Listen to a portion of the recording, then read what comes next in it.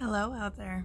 I know it's been a very long time since I've made a video, and while I will get back to regular videos eventually and cover all the absences, I want to discuss something that I am recovering from right now.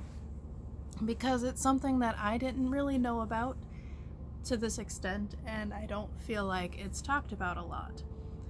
So I would like to talk about serotonin withdrawal.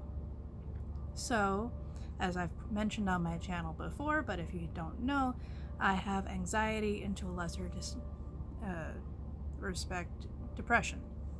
So, I was put on Buspar or Buspirone for my anxiety, and that helped me calm down, and then we realized I had depression, so then I was put on Lexapro.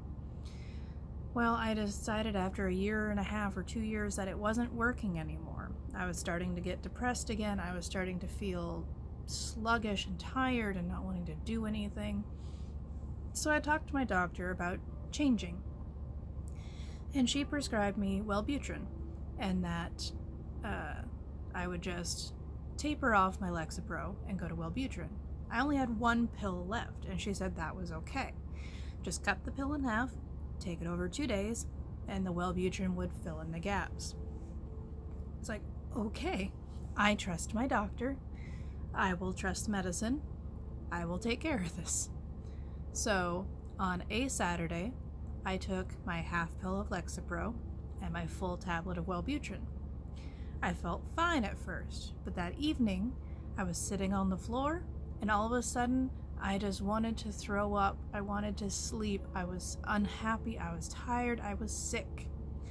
And I spent the rest of the night in bed, washing, baking, and doing nothing with my life. On the next day, Sunday, I took another half tablet of Lexapro and a full tablet of Wellbutrin. And again in the morning, I felt fine. But by afternoon, evening, I was headachy and tired and starting to feel like the world was grating, and I didn't know why, and I thought maybe it was the Wellbutrin. Monday, I don't take any Lexapro. I take one tablet of Wellbutrin. Morning is fine, as usual. But by afternoon, I start feeling my chest tightening up. I start feeling like everything is too loud, too bright. I went to make a cake, and I felt like I couldn't use my hands right, and every noise made me want to scream and throw things. And then I make it through that. I just grind my teeth and I make it through that. The next day is 2 tablets of Wellbutrin, one in the morning, one with dinner. Again, morning was fine. Evening, headache, second pill, stomach ache, heart was pounding in my chest. I thought I was going to die. I laid in bed on Tuesday night thinking I was going to die because I could just feel my heart pounding. And I did that on Monday too, because I had gone into such a panic attack that I was on the floor clutching my phone because I couldn't get it to dial the way I wanted it to. So then Wednesday, I decide I'm not taking Wellbutrin anymore because I think that's the culprit. So I'm not taking it. 5 days was enough. 4 days? 4 days was enough. So I go, my morning is fine. I go out to lunch with my mom because that's what we do on Wednesdays. And we get to her house to pick up her laundry, and all of a sudden the chest is back. I feel like a knife is going through my sternum. And my mom says, enough. And she takes me to the clinic, and I talk to the pharmacist, and they said, that's not right. You can't be like that. So I put my Wellbutrin in the little medicine box that they have there, because I'm not taking that anymore. And the pharmacist goes and talks to the nurse of my doctor. My doctor wasn't in, but the nurse found someone else to see me, and I went in. And I waited, and I waited, and I waited. I was red. I looked sunburned. There was a white line around my face, and the rest was tomato red. My blood pressure was 140/90. My heart was just pounding, even though my pulse was not elevated. I was crying in the pharmacy, just talking about my symptoms. I was mad at myself, and then I would cry more, and I would sit down because I felt ill, and then I'd get restless and need to get up and pace again. And the doctor comes in, and she says, okay, you had a reaction to the Wellbutrin. We're going to put you on something else. And I said, okay, I just can't be like this anymore. Do you have anything just to get me through the next 24 hours until I feel better? And she said, yes, there is a drug called Ativan. And she decides to prescribe me that. And she said, but before you go, I want to go talk to the supervisor. So she goes, and she comes back, and he comes with her. And he sits down on the bed, and he talks with me, and he said, have you felt not yourself? It's like, yeah, Tuesday night when I thought I was going to die, I also felt like I wasn't in my head. Everything was not real. The only real feelings I had were the pains in my chest. I felt like I was in a dream, and I didn't like it. And I would go from crying to yelling. Poor Alex put up with it all. He was trying to clean a counter, and he was using a sponge and dish soap, and it just pissed me off, and I went off on him, and I felt so bad, but I couldn't control how angry or how much I would sob or laugh. I was in no control. And the doctor wanted to confirm that I was flushed, that I wasn't on the Wellbutrin long enough to really have the effects I was having. And then he asked, how long have you been on the Lexapro? And I said, at least a year, if not 2. And how did you step down? 2 days. And then he decided that I had serotonin withdrawal. I was taking off my Lexapro too quickly. My brain could not balance the chemicals to make me happy or to numb any pains. I was having flu-like symptoms of aches and pains in all my joints. So he made a point to look me in the eye and say, you did nothing wrong. There is nothing wrong with you. You are fine. This is a pharmacological problem, and this can be fixed.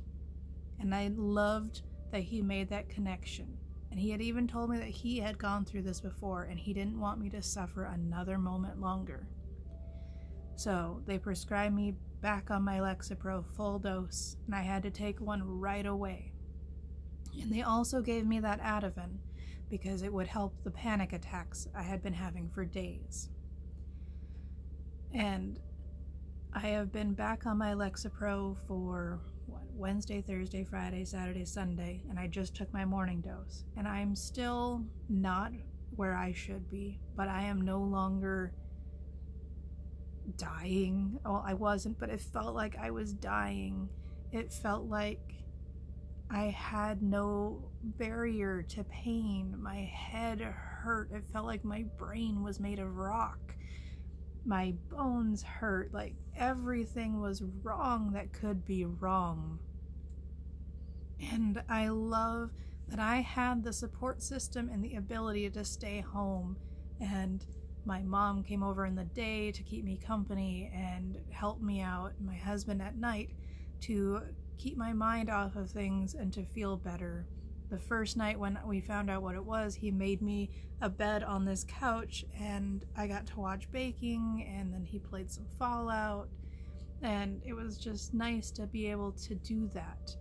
And I know a lot of people don't have that ability, and that is so hard because I never want to go through anything like this again.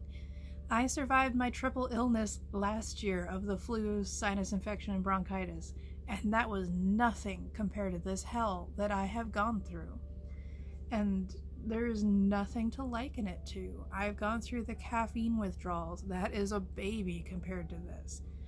I have gone through so many things, and nothing has been like this.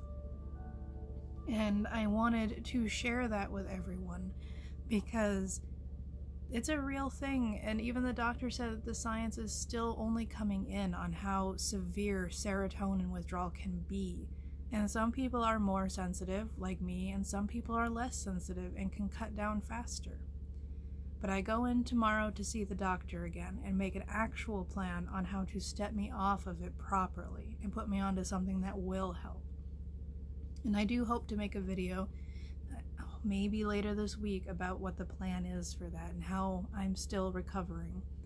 But I felt it was really important for me to get this off of my chest, to talk about it, and to let other people know that it's a thing and you can't just take yourself off your antidepressant without talking to your doctor, because you don't know how dependent you are. Even if you feel like it's not doing anything, it is, and you need it, and you need to talk to your doctor and do it properly.